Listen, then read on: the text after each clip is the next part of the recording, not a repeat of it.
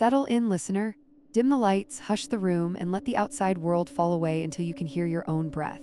In a moment, you will follow Dr. Mara Ellington through the frost-bitten corridors of Ravenscroft Manor, where every whisper carries the weight of a buried sin. Take a steadying sip of whatever warms your blood and keep one ear tuned for echoes that are not your own. The story begins now. I am Dr. Mara Ellington, and if anyone finds this real, I repeat, do not enter Ravenscroft Manor. The walls remember more keenly than the living. I thought knowledge would insulate me, that folklore was merely a brittle skin stretched over mundane bones. I was wrong. Sound is carnivorous here, gnawing at grief until it howls. I have barricaded myself in Silas's study. The cracked metronome on his desk ticks without gears. Each beat matches the pulse in my throat, but sometimes it skips, like a heart deciding whether to live. Every skip births another echo of the cave-in I once escaped. I hear boulders grinding, krrrrk, and the final cry of the student I failed to save. Father Abel is gone. Axe, I can still see his flashlight twitching on the landing, washing the corridor in erratic strobes before silence swallowed him whole. As for Silas, his lineage sang him to death. I pray their voices have finished with me, yet they gather beyond the door, rehearsing my confession. The manor wants my guilt sung aloud so it can feed. I feel the floorboards flex like a lung beneath my boots. If I stop speaking, it will inhale. I must keep talking until dawn or the reel snaps, whichever comes first. Because the echoes are closing in. A wind without weather escorted me across the Northumberland moors that first evening, the taxi's single headlamp flaring against sleet. Ravenscroft Manor emerged from the dusk like a reprimand. Turrets riddled with frost, slanted rooflines stitched by corroded weather vanes. The collapsed bell tower loomed hunched, a gargantuan vertebra puncturing the sky. Silas Ravenscroft awaited on the steps, lantern poised under the brim of an antique felt hat. Gaunt face, hollow cheeks catching amber light, he looked as though winter had carved him out of bark. Silas, Dr. Ellington, welcome. Ravenscroft has long thirsted for scholarly company. His voice possessed a tremulous courtliness, every vowel weighed on Victorian scales. I offered a gloved handshake. His fingers were brittle, bird-like. Father Abel Monroe climbed out behind me, coat flapping like a monk's torn wing. He masked a wince as he straightened years of penitential stoop. Still, his grin found purchase.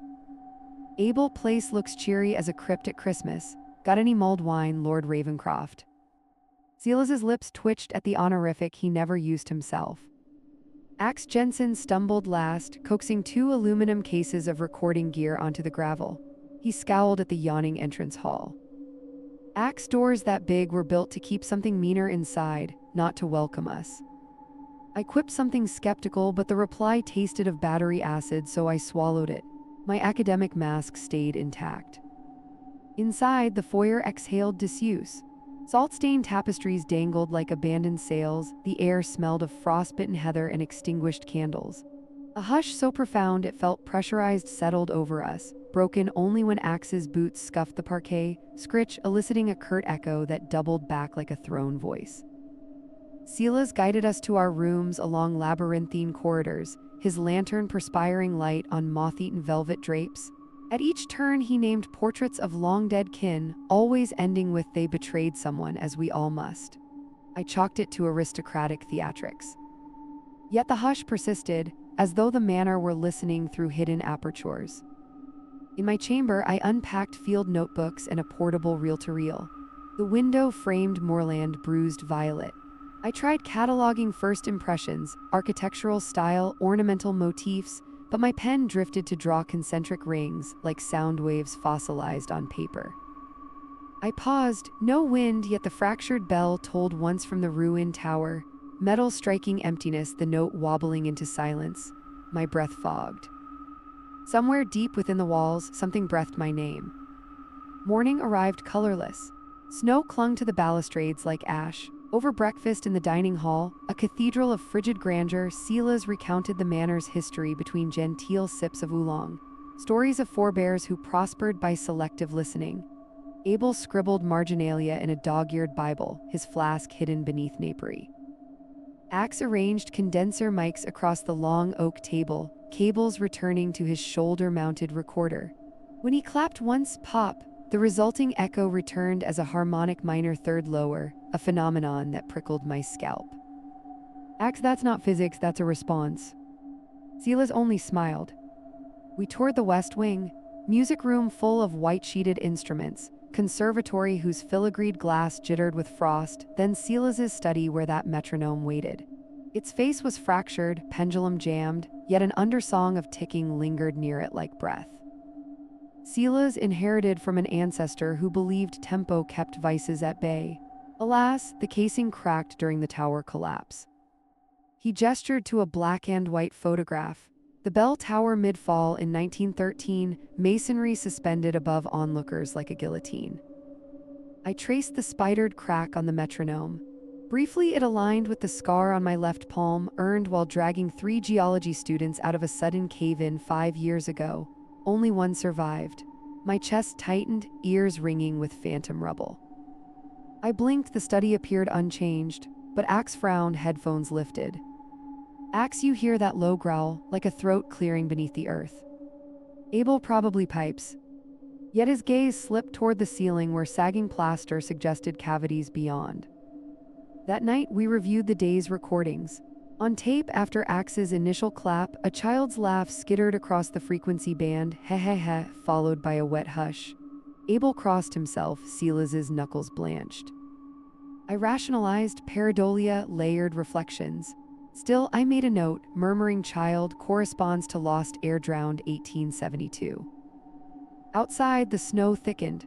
The bell did not ring, but I dreamt of limestone cracking, students' voices echoing in endless delay. Morning clawed me awake to the smell of burnt dust. Axe's makeshift studio thrummed with tape reels. Over tea, Abel admitted nightmares of confessional's bleeding pitch. He joked half-hearted about needing absolution. We explored servant quarters. Wallpaper peeled like flayed parchment. Footfalls produced different echoes in each corridor as if zones were tuned to specific emotions. Axe dropped a pin. It landed silent as though devoured midair. Axe, silence has weight here. Feels like standing in a grave before the soil comes down. Silas deflected with trivialities, menu plans, hearth repairs, but sweat darkened his collar. That afternoon, we discovered a salt-lined archway behind a rotting wardrobe. My palm throbbed, carved above it, audiator et tradeator, let it be heard and handed over. Axe's directional mic picked up a faint pendulum beat matching the broken metronome, deeper in exhalation. We hesitated, then the house moaned, a single chord forcing us back. Paintings rattled. The cracked metronome in the distant study ticked audibly, though no one wound it. At dusk, the bell tower rang thrice with no wind, each peal overlapping itself in impossible reverberation. Windows shimmered like tuning forks. Abel's flask shattered from sympathetic vibration. Abel, Silas, what in God's name have you locked beneath us? Silas's reply drowned under another boom that felt geological, krrrrk, and the lights flickered out. The final glow revealed his face, not fear but recognition. The manor swallowed the last of the day. We camped in the dining hall, candles trembling. Axe replayed tower recordings. Instead of bells, the tape reproduced my students' final screams from 5 years ago, looped and layered until unrecognizable. My stomach iced. I confronted Silas privately. He paced like a marionette without strings, voice brittle. Silas, the manor amplifies remorse. Each betrayal reverberates until the guilty acknowledge it. My ancestors stifled confession with salt and stone, but echoes accumulate. Eventually, they devour lineage and guests alike. I demanded tangible proof. He produced a ledger, dates, names, and recorded sounds of their final regrets. Among the pages, today's date left blank. Abel joined, flask newly filled with cough syrup. He proposed blessing the house, laughable for a defrocked priest yet oddly comforting. We agreed to investigate the salt-lined archway by daylight. Sleep was a penance of its own. The walls hissed my name on repeat. Mara, Mara, Maria. I stuffed ears with cotton. Still, my pulse translated the syllables. Morning, what little of it penetrated, dragged us toward the archway. Axe hauled microphones. Abel bore a travel crucifix. Silas brought the ledger, pages fluttering. Beyond the arch lay narrow stairs descending into the manor's intestines. Water dripped with minimalist restraint, plock, plock, each drop a metronome beat. The stone walls curved inward, focusing every footstep into a hollow boom. I smelled iron, moss, and something older, a cave's breath. Halfway down, Axe's batteries died. He cursed, silence flooded thick as oil. He slapped headphones off. Axe too quiet, it's suffocating. I placed a hand on his shoulder. It trembled like a tuning rod. At the stairs' terminus, an antechamber unfurled, circular, lined with black shale that drank candlelight. In the center stood an altar of salt blocks fused and veined like marble. Carved grooves spiraled into a drain slick with centuries of condensation, perhaps other fluids. Silas touched the salt altar, his fingertips came away damp. Silas, here, my forefathers deposited their recorded betrayals. I noticed brass cylinders stacked in alcoves, phonograph rolls, dates from 1847 to 1959. Abel gingerly slotted one onto Axe's battery-less recorder, manually cranked. Crackle hiss, then a woman's voice. I sold my sister for a dowry, now her laughter won't cease. That laughter erupted, ricocheting around the chamber so violently it shook candle flames sideways. Abel recited improvised Latin, the laughter twisted into sobbing, then silence. But the air thickened, pressing against eardrums. We fled upward. On the landing, the manor greeted us with a tremor. The cracked metronome ticked from multiple directions at once, impossible. Tapestries convulsed like lungfish. Axe, it's synchronizing every reflective surface, turning the house into one giant speaker. Then the first real tremor hit. Floor heaved, stones groaned, an echo of a cave-in, yet no mountain above, only guilt beneath. Dust swarmed. A rafter crashed beside Axe. He veered, flashlights spiraling down the stairwell where darkness gulped it. I sprinted, grabbing his coat. A fissure yawned, the air thundered with the exact cadence of collapsing limestone, my past replayed with perfect fidelity. My legs froze. Pupils shrank until only a pinprick tunnel remained, focused on that old memory, a geology student reaching, crushed. Axe yanked free and disappeared into swirling dust. Abel dragged me toward the foyer, shouting scripture drowned by noise. Silas limped after us, ledger clutched. We burst into the foyer. Every salt-stained tapestry had ripped itself loose, flapping in an unseen breeze that smelled of bitter tin. Lamps swung, casting lunatic shadows. The cracked metronome on the study desk lay in the foyer now as though carried by unseen hands. It ticked faster, frantic. Silas raised the ledger like a shield. Silas' confession, not escape, ends this. The manor starves for truth. Abel hurled his crucifix. It vanished into the dark with a metallic clatter. He steadied Silas. Abel, then you start. Whose screams chase you? Silas's eyes pooled ink. He opened his mouth. Glass exploded. The bell tower, though already ruined, rang within the walls inside the timber. The pressure wave flung us off our feet. When my ears stopped buzzing, Silas was on his knees, ledger smoldering. Silas, it wants hers. He pointed at me, the scholar who left souls buried. The metronome shattered, revealing a cavity stuffed with nails and teeth, trophies of silence. Its tick persisted, detached from mechanism. The manor ordered its timing, and the next beat would collapse the roof. Somewhere behind us, a child's giggle billowed. I awoke beneath the banquet table, ribs sore. Snow drifted through a hole in the ceiling, hushing the room. Abel knelt nearby, bleeding from his temple but conscious. Silas lay a few meters off, half buried by masonry. He breathed shallowly, eyes shut. My reel-to-reel, miraculously intact, rested beside me. I pressed record, the familiar spin calmed my pulse. My voice quaked. I recited the names of those lost in the cave, Kara, Julian, Thomas. I described the moment the tunnel groaned, how I ordered them to retreat yet followed too slow. How I carried one out, left the others. The recorder's VU needle leapt like a seismograph. Wind sighed through broken glass. The manor seemed to lean closer. Silas stirred, whispering. Silas, louder, the house must hear your admission. He tried to rise but winced, leg trapped. Abel and I heaved timber off him. His shin was mangled, bone gleaming. He smiled, almost relieved. Abel, we can't move him far. Silas, don't, I've reached my quota.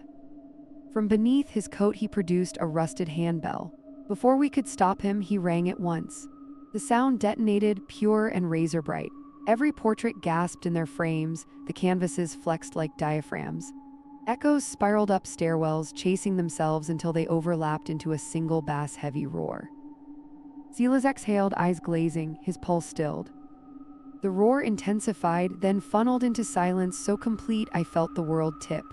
Axe stumbled from the corridor, face pallid, headphones dangling. He mouthed words, no sound. The blast had deafened him. He flailed at me, then seized the recorder, eyes begging for playback. I rewound, pressed play. The tape sputtered, emitted nothing. Even my confession had been swallowed. The manor had learned to mute.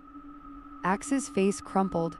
He sprinted toward the entrance hall. I followed, but an unseen barrier, pressure more than matter, stopped me cold. Axe slammed into invisible resistance, rebounded. He screamed noiselessly, fists bleeding.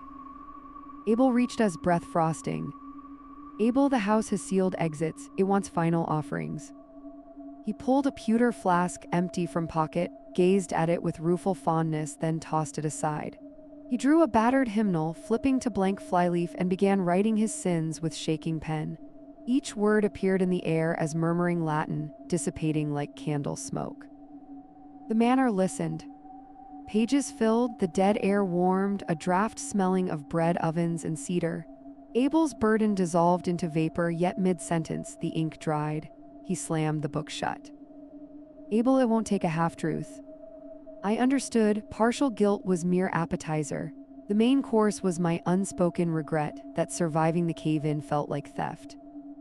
The cracked metronome, though shattered, resumed ticking behind me. Each tick peeled back the soundproofing layers of my mind, exposing memories. I lifted my recorder. I wanted to live more than I wanted to save them. A sob tore free raw. I heard the first stone fall and still stepped forward because I wanted to see. The air vibrated, the bell in the collapsed tower rang, but softly this time, like acceptance. Walls expanded, stretching echoes into droning organ chords. Snow on the floor melted, flowing toward the salt archway downstairs as though summoned. The manor inhaled my confession, yet hunger remained. Abel, all of it Maris. I pictured Kara's hands slipping under rubble, Julian's laughter cut short, Thomas crying for daylight. I left them, I ran because I couldn't bear the dark, my knees buckled. I wrote papers about their bravery to hide my cowardice. The recorder's reel spun faster than physics allowed, tape whining.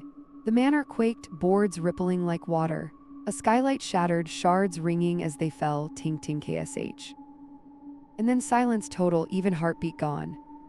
Axe staggered hand to throat, Abel mouthed prayer. I pressed stop on recorder, nothing clicked, mechanisms frozen.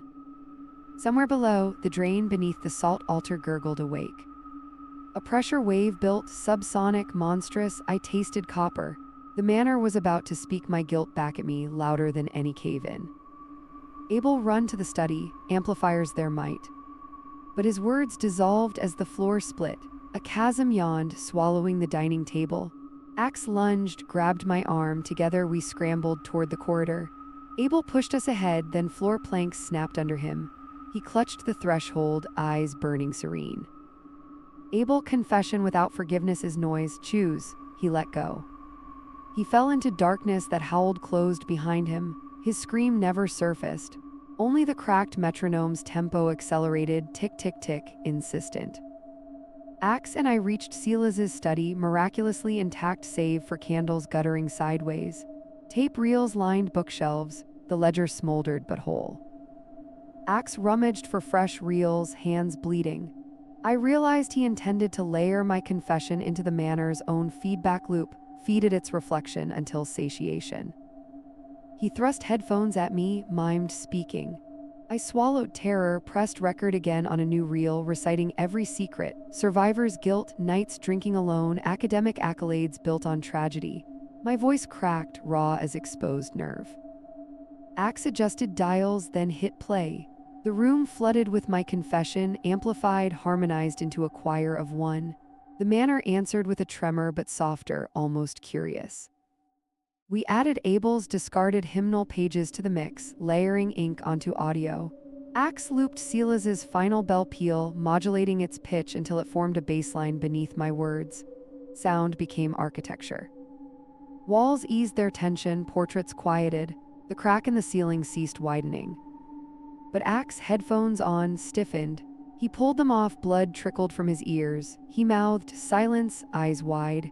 The recorder's reels spun, yet output no sound. My confession had vanished mid-sentence. A new sound rose, the cave-in echo, full volume, rolling toward us like thunder in a tunnel. Axe's face contorted into childhood terror. He stumbled again, then bolted. I chased. The echo chased faster. Axe reached the main staircase as chandelier cables snapped overhead. He looked back, mouth shaped my name, then the balcony above sheared loose. Marble and iron crushed him in mid-stride, dust plume, then stillness. The cave-in echo paused, savoring. Alone, I faced the corridor. The manor exhaled, boards groaning. It wanted final proof, a confession recorded live in its gut. I retrieved the cracked metronome's pendulum from rubble. It twitched like a heartbeat between my fingers. I limped toward the salt archway, reel-to-reel strapped over shoulder, pendulum ticking against my palm. Stairwell smelled of wet earth and candle soot. Altar room glistened, water circling drain. Phonograph rolls hummed. I set the recorder on the altar, wound tape pressed record. I am Maura Ellington, and I deserve the darkness I feared. I placed the pendulum on the reel, its ticking punctuating syllables. I choose to stay and hear them until hearing ends. The drain bubbled, walls pulsed. The cave-in echo gathered outside the archway, rattling shale, dust trickled from ceiling. I inhaled salt-laced air.